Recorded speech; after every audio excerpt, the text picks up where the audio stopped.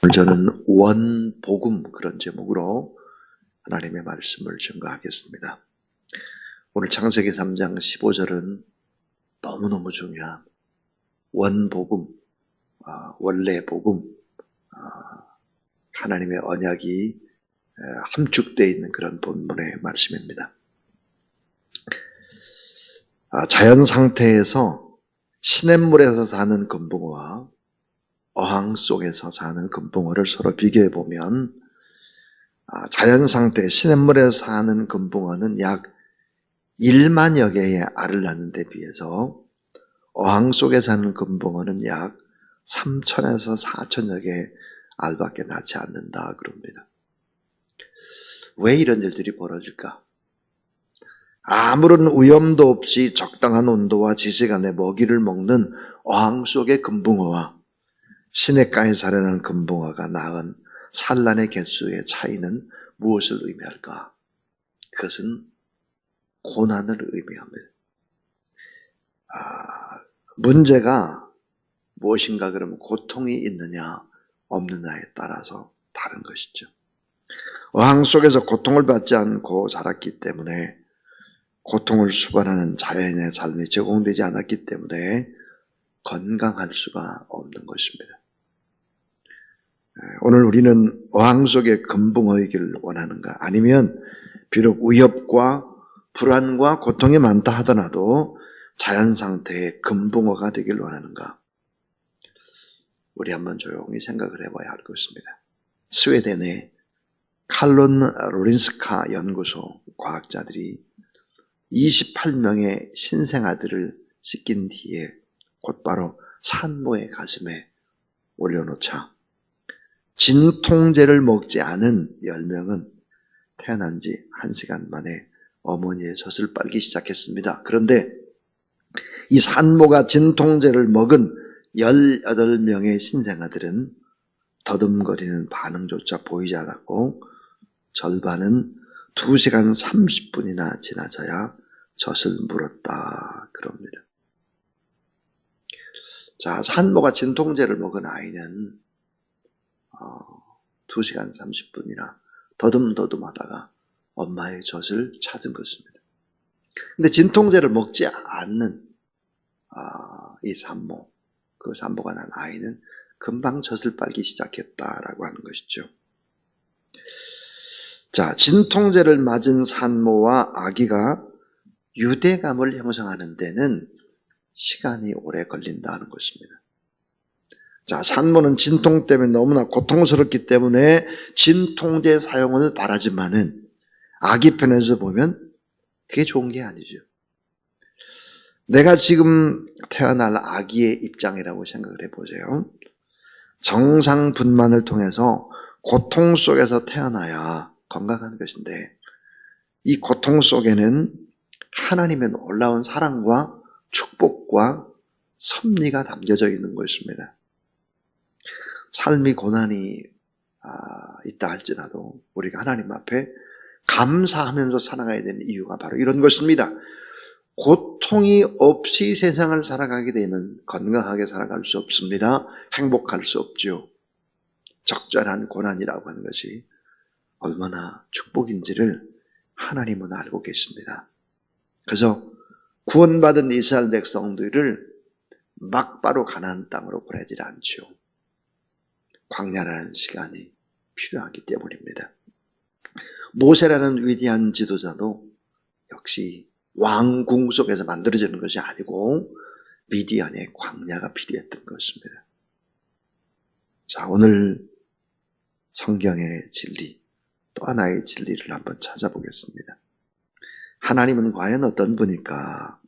오늘 말씀 속에서 또 어제의 말씀 속에서 몇 가지 생각하겠습니다.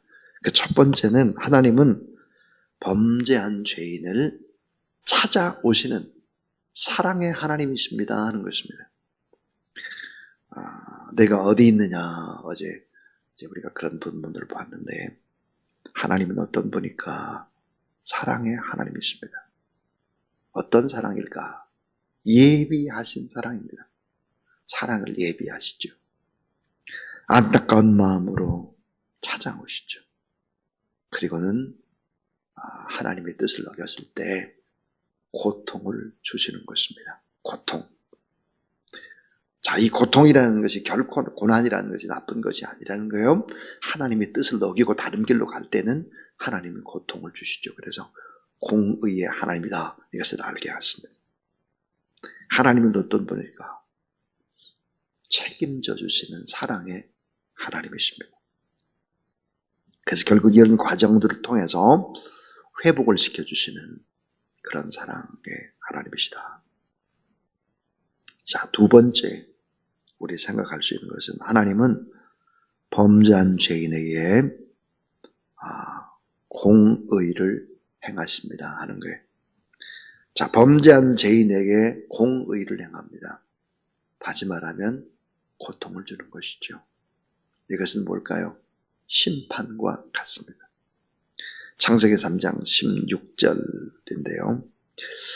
자, 여인에게 이 하와에게 선악과를 따먹은 하와에게 어떤 고통을 줍니까? 잉태하는 고통과 해산의 수고를 여인에게 주는 것입니다. 잉태하는 고통과 해산의 수고. 또 하나는 남편의 다스림을 받고 남편에게 순종해야 되는 또 이런 고통도 주는 것입니다. 그런 남편에겐 뭘 주는가? 수고의 땀을 흘려야 하는 것입니다. 수고의 땀을 먹고 그리고 가족들, 자녀를 또 아내를 책임져야 하는 이런 고통을 주는 것입니다. 또 하나, 자연계의 부조화의 현상이 일어나기 시작하는 것이죠. 서서히 범죄한 인간 때문에 자연계가 부조화의 현상으로 점점점 문제를 일으키게 된다 하는 것이죠. 그래서 이 하나님은 범죄한 인간, 범죄한 죄인에게 고통을 주시는 것입니다. 이 고통 속에는 아까 말했죠. 하나님의 섭리와 하나님의 사랑과 하나님의 또 다른 따뜻한 인도하심이 포함되어 있다 하는 것입니다. 이 세 번째는 하나님은 범죄한 인간을 구원해 내시기를 소망하십니다 하는 거예요. 오늘 말씀 창세기 3장 15절 원복음이 그렇습니다. 오늘 말씀을 다시 한번 보면 내가 너로 그랬습니다. 내가 너로. 2인칭 너가 뭘까? 이 사단 마귀입니다. 뱀이죠. 내가 너로 여자와 원수가 되게 하고 내 후손도 여자의 후손과 원수가 되게 하리니 여자의 후손은 내 머리를 상하게 할 것이요 너는 그의 발꿈치를 상하게 할 것이니라 하시고 여자의 후손, 여자의 여자는 누굴까?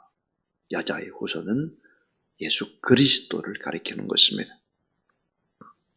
자, 오늘 하나님 범죄한 인간을 구원하시기를 소망한다. 이 사탄을 물리칠 여자의 후손을 하나님은 예비하신다 하는 것입니다.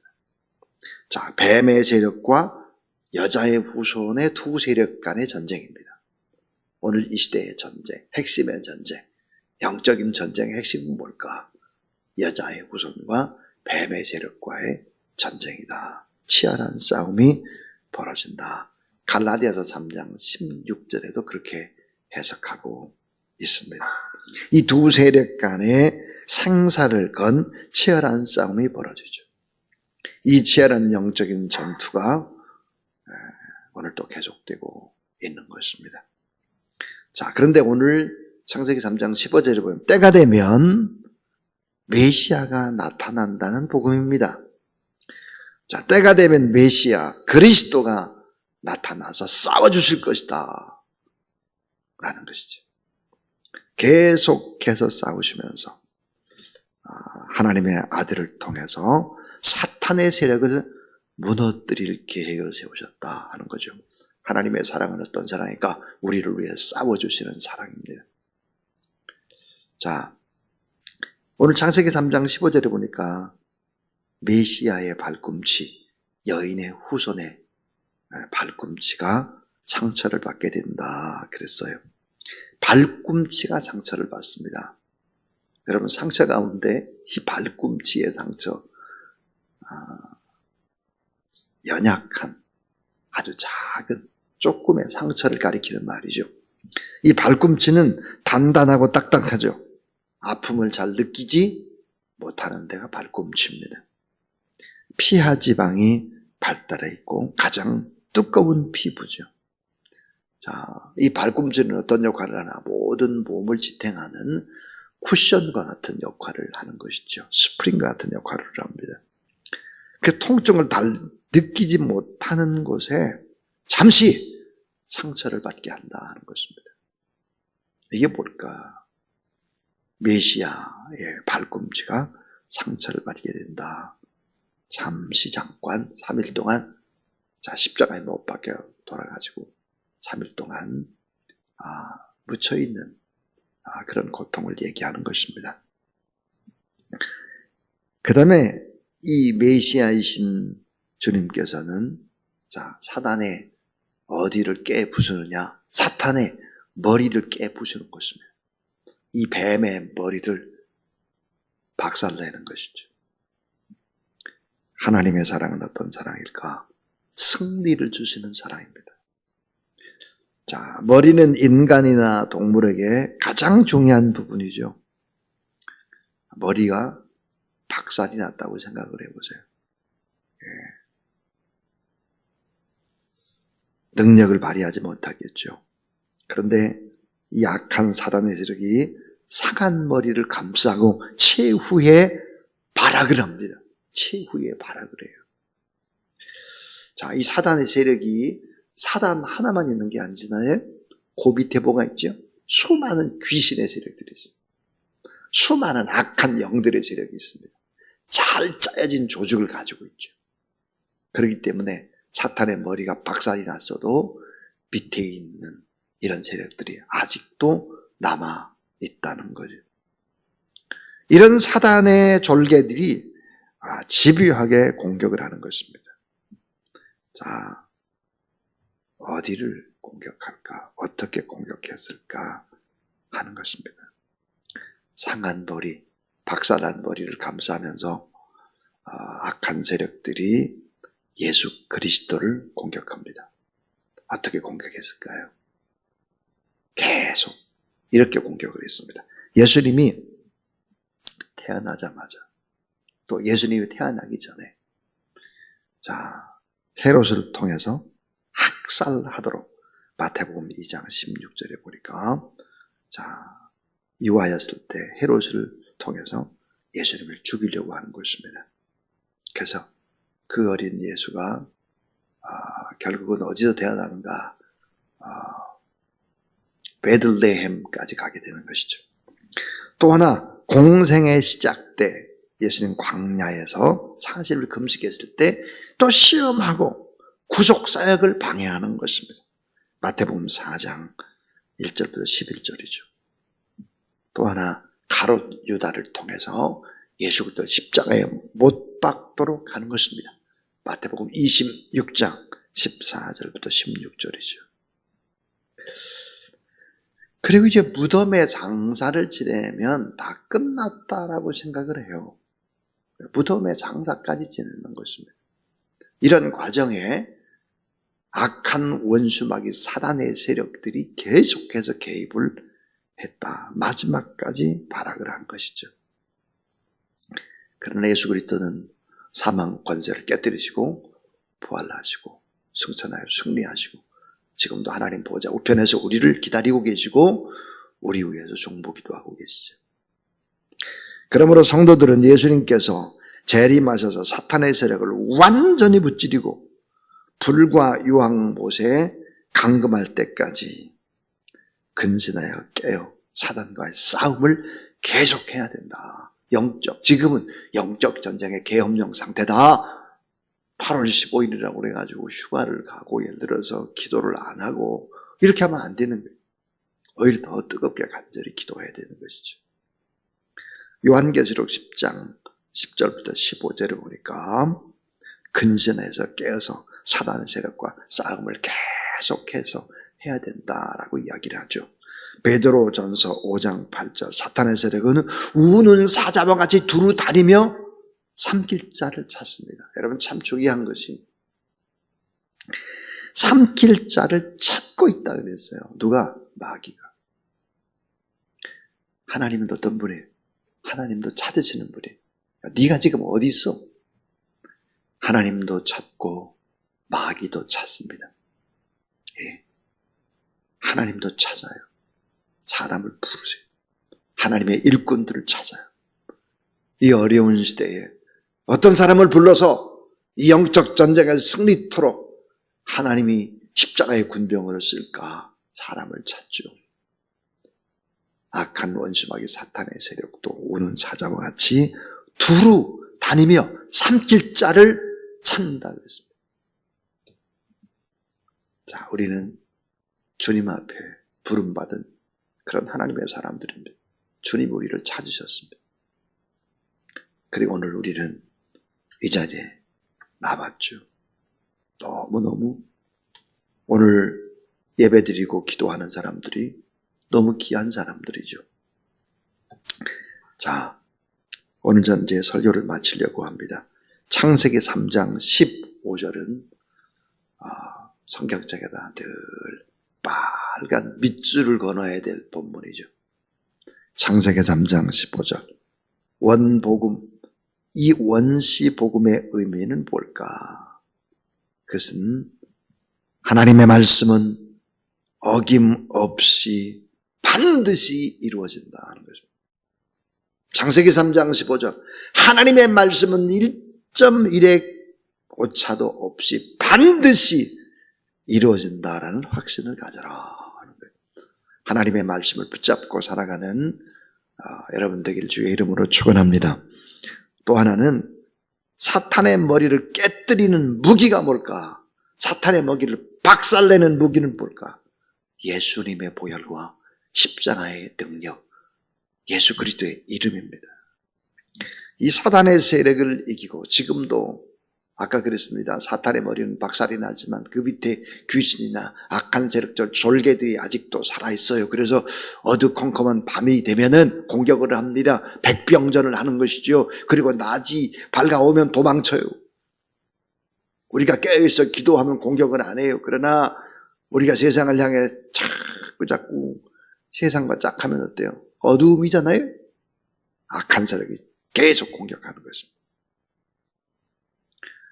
이 사단의 머리를 박살내는 무기를 보니까 예수 그리스도의 이름이요, 예수의 보혈이요, 십자가의 능력이에요.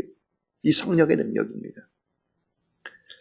자, 그래서 이 말씀을 근거로 해서 담대히 사단의 세력과 싸울 수 있어야 된다 하는 것입니다. 다 대적을 해야 돼요. 예수 그리스도의 이름으로 승리를 선포하는 여러분 되길 바랍니다.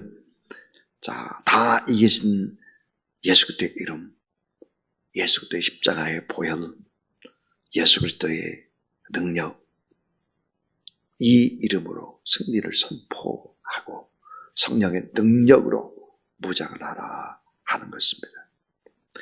자, 우리는 여자의 후손, 오늘 본문에 여자의 후손이 예수 그리스도라고 했습니다. 예수 그리스도와 함께하는 십자가의 군병들이다.